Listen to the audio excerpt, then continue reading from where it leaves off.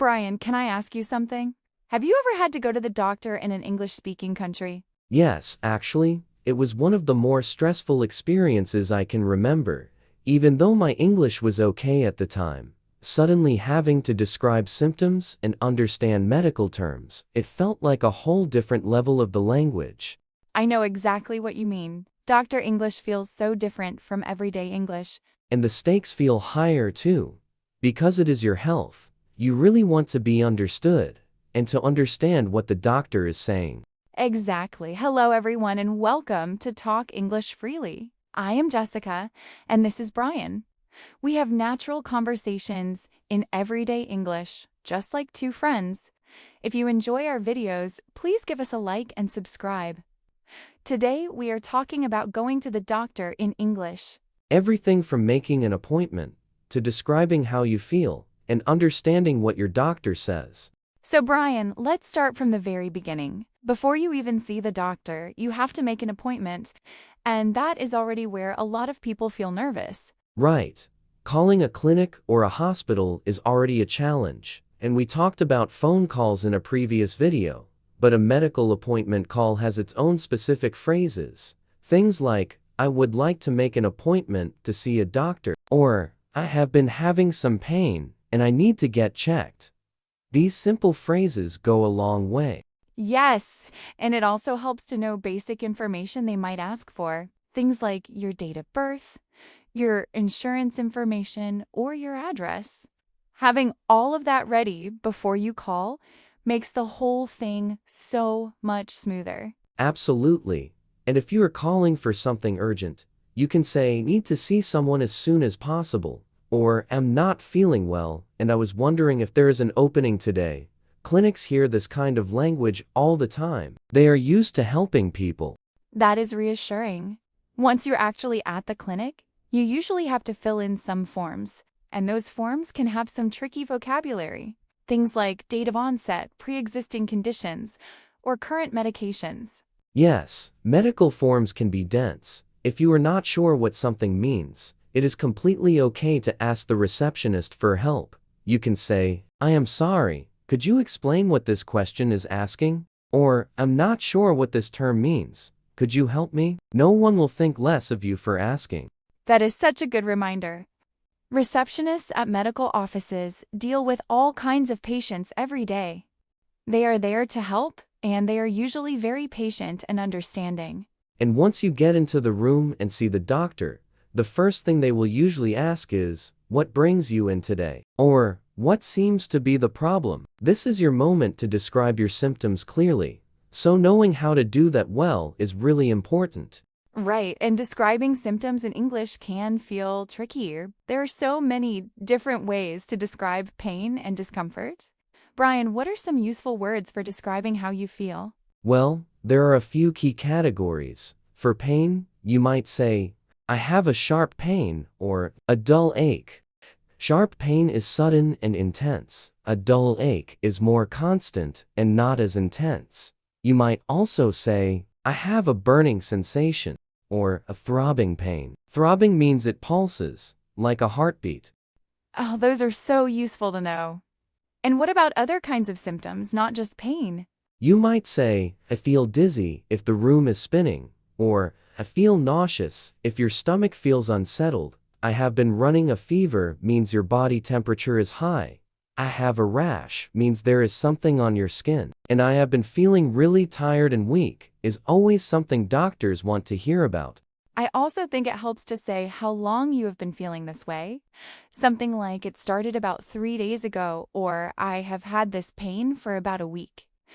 Doctors always want to know the timeline of your symptoms. Yes, that is a really important detail. Doctors also often ask, does it hurt more at a certain time of day? Or, does anything make it better or worse? So being ready to answer those kinds of follow-up questions is helpful. Right.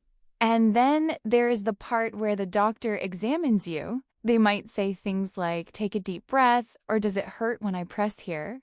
Or can you tell me your pain on a scale of 1 to 10? That pain scale question is so common. 1 means almost no pain. 10 means the worst pain you can imagine. Most of the time when people go to the doctor, they are somewhere in the 3 to 7 range. And after the examination, the doctor will usually give you a diagnosis. That is when they tell you what they think is wrong.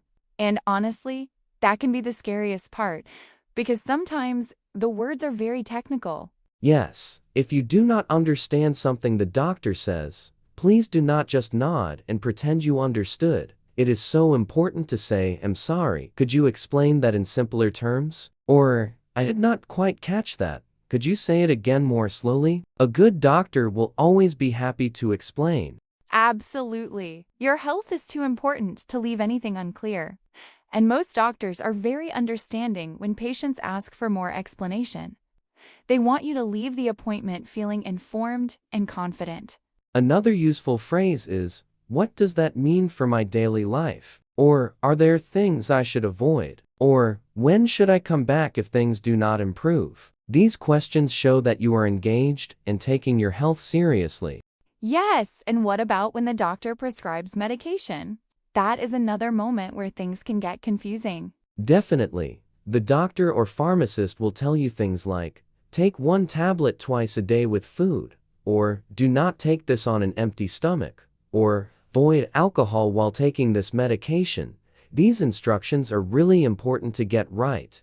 Right, and if you are not sure, you can always ask, how many times a day should I take this? Or is it okay to take this with other medications I am already on? Never be afraid to ask those questions at the pharmacy counter. The pharmacist is actually a great resource that many people overlook. You do not need an appointment, you can just walk up and ask questions. Things like, "Is this medication safe for someone with high blood pressure?" Or, "What are the common side effects of this?" They are trained to help, and they are usually very approachable. That is such good advice. I actually had a really positive experience at a pharmacy once. I was confused about my prescription, and the pharmacist walked me through everything step by step. It took about 5 minutes, and I left feeling completely clear on what to do. That is exactly how it should work. And one more situation worth preparing for is urgent care or emergency rooms. If something is more serious, you might need to say, "I am having chest pain," or "I cannot breathe properly," or "I fell and I think something might be broken." In an emergency, speaking clearly and calmly makes a big difference. Yes, and in a real emergency, it is okay to ask for help communicating. You can say, "English is not my first language. Could you speak slowly, please?" Most medical staff are trained to work with patients from all backgrounds. Right. And many hospitals have translators or interpretation services available. So if you are really struggling to communicate, ask if there is an interpreter who can help. You have every right to understand what is happening with your health. That is so important to know. Brian, do you have any final tips for someone who is nervous about visiting a doctor in English? Yes, prepare before you go. Write down your symptoms, any medications you are currently taking, and a list of questions you want to ask. Bring that list with you, and do not be afraid to look at it during the appointment. That is such a practical tip. Doctors actually appreciate when patients come prepared. It makes the appointment more efficient, and you get so much more out of it.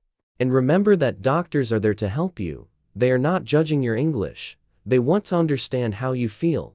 So just do your best to describe your symptoms as clearly as you can, and ask for help whenever you need it.